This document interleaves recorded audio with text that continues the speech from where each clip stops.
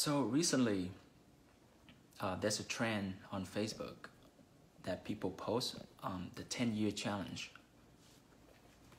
And I noticed that people would put the picture of themselves 10 years ago, like in 2009, and alongside with the current picture. And you can see how hard this aging hit them, right? So I noticed that most of the picture of the female friend I have, they look great, they don't age at all. So that 10-year challenge, that seemed like it's not a challenge at all for them, right? And I read online that it's actually a plot devised by Facebook to help train their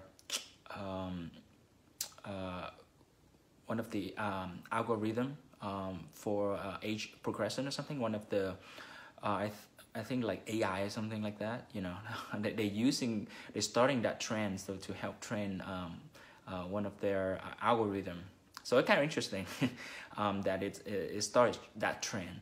But for myself, when I start looking at my picture in 2009, I noticed that actually I get older, right? Like I wish I can go back to 10 years ago. I look younger, better looking. Compared to now, I get, now it's like I can see right away my face changed, right? Now I'm in the 30s, right? So in 2009, I was just fresh out of college. I graduated college in 2007. So now, what scared me the most is that, actually, what doesn't scare me is that aging is just a natural process. I'm okay with it. Like if I'm getting old, like 10 years from now, I know I'm gonna get old, and I'm gonna be okay with it.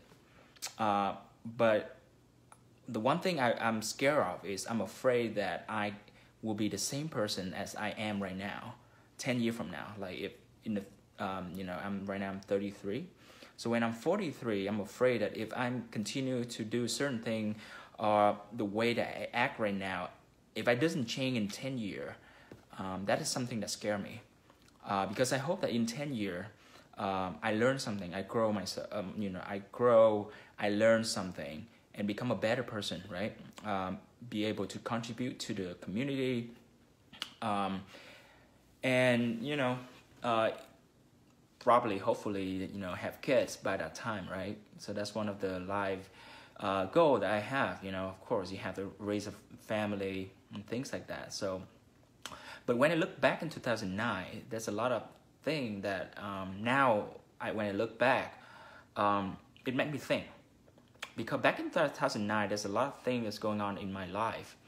And I think that this topic, I want to talk about it a while ago. And today, I think, now come back to think about 2009, I think that it's important to talk about depression. During that period of time when I just fresh out of college, right? I was just trying to get into a dental school, right? It's very competitive. So I don't have a full-time job. I would just spend time in the library, study for the test, right? I take some class here and there, but for the most part, I'm just trying to apply for different school. And I spent 2 years of my life just studying for the DAT. If you guys, doing dental school, you guys probably know. Studying a lot, biology and things like that. And I don't have any friend during that period of time. So it's really tough and really scary for me because I would, stay in the house, the whole day for 2 or 3 weeks, just, focus on studying. And then I take a test and then retake a test, I do it a couple times. I don't hang out with anyone, I kind of close off I see my parents when I eat dinner with them, but for the most part, it's just focus on studying. And during that time, I noticed that I do have a mild case of depression. And when you say depression, it's kind of like a very general description. But now that I know, it's more like you feel hopelessness, if I say it right. because in the first year or so, I didn't get into dental school. I was very discouraged because I spent so much time, so much money into the program, into all the courses that I take online and things like that. So I was thinking, I have to do it. I have to put more effort. This is my life dream, you know what I'm saying? Like, I have to do this. I don't want to feel like a failure, right? My parents put all their hope that I will become a dentist. So I kind of closed off to my friend, you know, kind of like stay in, just studying. And after maybe like a year or two, I start, you know, bored. I feel bored because I hate just sitting inside, not doing anything. So I start meeting other people, right? Start dating during that time, period of time, as you know, when you're in the 20s and things like that. But then I noticed that on the relationship, like I meet people, but it didn't work out, right? There's a lot of things that's going on. Maybe something that, I don't know. It could be me, it could be the other person, but every single relationship I was in, it never ended up happy, right? And there are certain period of time where I feel like this person, you know, means so much to me, right? And I'm afraid of losing that person. And the same thing with, you know, the dental school. You know, I would put in one hope on one thing. Like, I want to get to this school. I want to get to this dental school and things like that. And because I put too much hope on it, when I received the result, you know, from the school, you know, they not accepted me, or, you know, or the relationship that I'm in, you know, the people, you know, being rejected, right? That's a part of dating, right? And it hurts your confidence. It hurts your confidence, and it also make you feel like losing your hope and dream and goal, right? So I would wake up in one morning and I feel like, you know, like I don't feel like I have a goal in life. I just like aimless, right? And I don't know what I need to do that day. Like, I have no plan at all, right?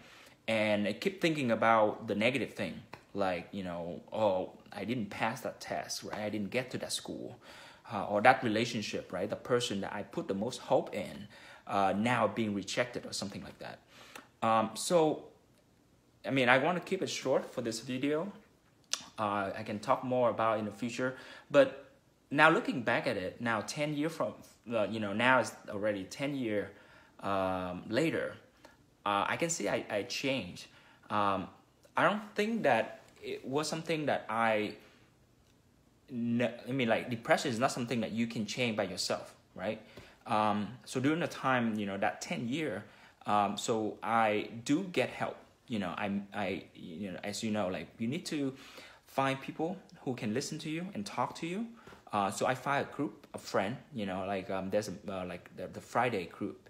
And I know this group from my girlfriend, now my wife, that kind of helped me learn to refocus my life, right? Because your life is not depend on that one test or that one relationship. You know, you cannot just put all of the hope and everything that you have into one thing. And if you fail on that one thing and you feel like your life is worthless, right? So I find that group that kind of helping me, you know, meeting other people and kind of like help me refocus. And that group has meditation training. You know, we meditate every Friday. And also I talk to some people in the school. You know, if you go to a college, there should be some kind of a psychology department or something, and they have someone like therapist or something that willing to talk to student. So if you feel like, hey, there's a need of you to talk with someone, if you have some relationship issue, or you have like, you feel stressed when you take a test or something like that, do get help, right? And the most important thing is, sometimes we cannot fix ourselves, right? At that time, your emotion or your brain are filled with all of the chemicals, so you cannot think straight. You would wake up and think negative, and you don't have any plan, any goal, right? And I hope that, you know, this message can help someone out there, you know, maybe in my shoes, right? Maybe you are in the relationship, that you put too much effort in, and it didn't work out the way that you wanted. Just keep in mind that, is that one thing that you really put a lot of hope in is not the end all and be all, right? Your life consists of many things, right? Not that one thing can define who you are, whether or not you become successful or a failure, right? If you fail, continue, change your approach, meeting people. If you go to plan to go to dental school, if that doesn't work out for you, you might find a different career, right? So for me, I'm switching out to now I'm in a tech industry. I'm a web developer. So it changed my life completely. 10 year. So I can see that internally, I think that my life different. 10 years ago. From 10 years ago, and I hope that 10 years from now, I want to see a big change, right? We don't want to go backward. But here's the thing about life. You never know, right? I see some people that they would be very successful when they were in their 20s and 30s. And then when they hit 40 or 50, they make big bet in their life and they become a failure. And when you fail at an old age, it's really hard for you to stand back up again. So yeah, just a little, share a little bit about myself and the 10-year challenge, how, I just remember back in 2009, bring a lot of memories, about a period of time where it's very tough for me and kind of like, feel a lot of pressure in terms of like have to accomplish, my goal, and when I didn't get what I planned, it just, hit me really hard, during that time. And also relationship during that time frame. I think that when you change yourself, like meditate, meeting new people, internally you feel happier. And when you become happier, when you meet new people, they can sense this. And the relationship, whoever you meet with, it's gonna be blossom in a different way, right? When you are negative and everything that you're trying to hide or something like that, you pretend to someone that you are not, then when you get into that kind of relationship, eventually people will sense this and they know that something is not right with you. And, they might walk away or something happen between, you and the other person. But it's not your fault. You got to find help.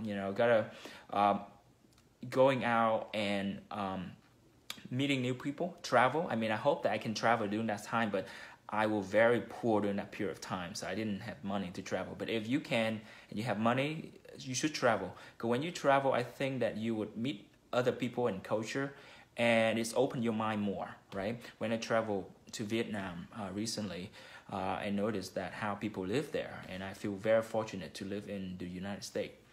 All right, guys, that's it for this Thursday. See you guys next week.